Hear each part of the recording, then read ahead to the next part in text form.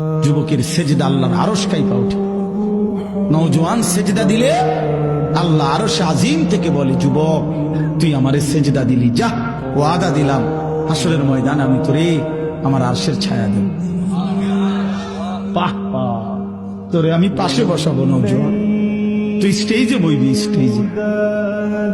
স্টেজে বস, বাকিরা তাকায় দেখবে বাপরে আমগো এলাকার হেতিদি বাদশাহ।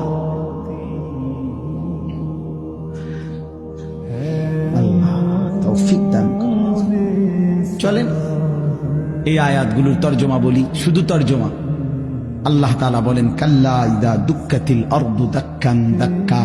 বান্দা শুনো, যত লাফালাফি ফালাফালি করো মনে রাখো তুমিও একদিন থাকবা না, পৃথিবীও একদিন থাকবে না।